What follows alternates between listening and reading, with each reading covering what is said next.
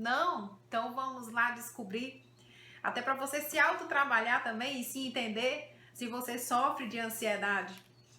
Bom, primeiro, ansiedade e medo são diferentes, mas tem muita coisa que agrega um ao outro. Então, para eu poder explicar para vocês sobre a diferença, e em especial para falar do medo, eu vou precisar fazer uma breve retrospectiva biológica aí.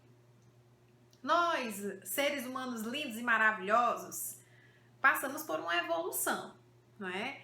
Isso você deve lembrar, óbvio que você estudou biologia, você foi um ótimo estudante de biologia, assim eu espero. Então vamos lá. Eu quero que você lembre dos primórdios da existência da Terra, né? Dos primeiros seres vivos que habitaram a Terra. Então, assim, os primeiros seres vivos que habitaram a Terra foram os répteis, né? Os dinossauros, que deixaram seus parentezinhos ainda aqui conosco. Mas que, graças a Deus, morreram, né? Os dinossauros, porque senão ninguém tava vivo. Então, assim, esses répteis, eles têm cérebro, né? Então, é o cérebro reptiliano. Como é que é o comportamento desses répteis, né? Como era, como é. Lembra de uma cobra, lembra de um jacaré, né? O jacaré você vai lá fazer carinho nele, ou o jacarezinho bonitinho, não vai, né? Porque se você fizer isso, a primeira reação dele vai ser nhau, te morder. Ou então, se você for uma coisa muito assustadora, ele vai fugir. Então, a reação desses animais no dia a dia é fuga ou ataque. Então, eu quero que você guarde bem isso, fuga e ataque. Com a nossa evolução, né, primeiramente esses animais de sangue frio. Posteriormente vieram os animais de sangue quente, os mamíferos. Qual a diferença? Os répteis tinham seu cérebro lá, o cérebro reptiliano. Imagina, tá, que a minha mão é um cérebro. E aí vieram os mamíferos. Qual a diferença dos mamíferos para os répteis? É que houve uma nova evolução cerebral aí, uma nova camada acima desse cérebro, que é chamada a camada do sistema límbico, né? O límbico, porque que nome é esse, Kedna? Eu não entendo nada de biologia. Calma, eu te explico. Límbico, ele está relacionado às emoções. Então, se você prestar atenção, um golfinho, uma baleia, um cachorro, um gato, são animais de sangue quente, são mamíferos que interagem com o ser humano, né? E interagem muitas vezes de maneira positiva. Ou seja, o cachorrinho, quando você chega, você faz festa para ele faz festa para você, ele quer cola, ele quer carinho, né? Como ele também, ele reage. Ele pode atacar, como ele também pode fugir, porque há a presença desse cérebro reptiliano, no cérebro dele. Então, assim, a diferença é que os mamíferos, eles desenvolveram o emocional. E aí é que tá, vai guardando na memória, certo? Com a evolução, né, nós viemos dos macacos, o macaco evoluiu e o homem foi evoluindo e se transformando. Então, o cérebro do humano, ele também teve uma terceira camada, que foi o neocórtex. Por isso que nós, seres humanos, né, temos a razão, pensamos e dominamos o mundo. Então, para você entender um pouquinho como é que ficou esse cérebro, mais ou menos assim. Esse azul mais escuro é o cérebro reptiliano. Um pouco acima é o sistema límbico das emoções. E o outro mais acima é o neocórtex, ou seja, o novo córtex, aquele que está relacionado à razão, ao raciocínio, à capacidade de pegar objetos e transformar, né, em material para uso. Ou seja, que nos diferenciou dos répteis, que nos diferenciou dos mamíferos. Tá, Kedna? Tudo muito lindo. Você explicou maravilhosamente bem, obrigada. Você explicou maravilhosamente bem a evolução, mas o que é que isso tem a ver com o medo? Tudo! Sabe esse cérebro reptiliano, meu amigo? Ele tá aí dentro da sua cabecinha. Quando você muitas vezes tá caminhando, tá aqui, e tem a sensação que tem alguém atrás de você. Qual é a primeira sensação? O coração vai ter qual a reação? Correr, corre, menino, que eu acho que eu vou ser assaltado, né? Ou então já se prepara, se arma todinho para o quê? Para atacar, para lutar. Então, o medo, ele está diretamente relacionado ao nosso cérebro reptiliano.